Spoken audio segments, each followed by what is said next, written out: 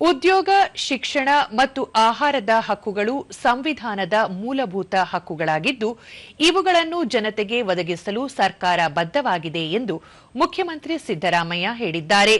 ವಿಧಾನ ಪರಿಷತ್ತಿನಲ್ಲಿ ರಾಜ್ಯಪಾಲರ ಭಾಷಣದ ಮೇಲಿನ ಚರ್ಚೆಗೆ ಉತ್ತರ ನೀಡಿದ ಅವರು, ಸುಪ್ರೀಂ ಕೋರ್ಟ್ ಬಡ್ತಿಯಲ್ಲಿ ಮೀಸಲಾತಿಯನ್ನು ರದ್ದುಗೊಳಿಸಿದಾಗಲೂ ಅದನ್ನು ಜಾರಿಗೆ ತಂದ ಏಕೈಕ ರಾಜ್ಯ ಕರ್ನಾಟಕ ಆಗಿದೆ.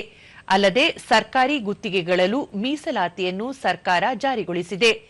ಎಸ್ಸಿ, ಎಸ್ಪಿ ಮತ್ತು ಟಿಎಸ್ಪಿ ಕಾಯ್ದೆಯಡಿ ಕಳೆದ 5 ವರ್ಷಗಳಲ್ಲಿ 88,000 ಕೋಟಿ ರೂಪಾಯಿ ವೆಚ್ಚ ಮಾಡಲಾಗಿದ್ದು, ಈ ವರ್ಷ 42,018 ಕೋಟಿ ರೂಪಾಯಿಗಳನ್ನು ಮೀಸಲಿಡಲಾಗಿದೆ ಎಂದು ತಿಳಿಸಿದರು.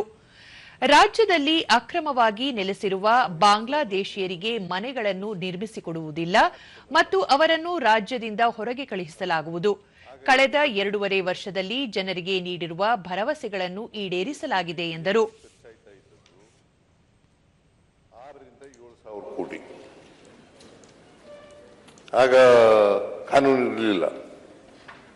6,000ರಿಂದ 7,000 ಕೋಟಿ ಇದು ತಂದ ಮೇಲೆ 5 ವರ್ಷದಲ್ಲಿ ಕಾನೂನು ತಂದ ಮೇಲೆ 88,000ಕ್ಕೂ ಜಾಸ್ತಿ ಕೋಟಿ, 88,900 ಕೋಟಿ, 88,900 ಕೋಟಿ ಖರ್ಚಾಯಿತು.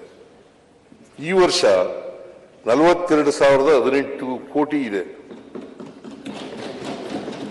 42,018 ಕೋಟಿ ಇದೆ.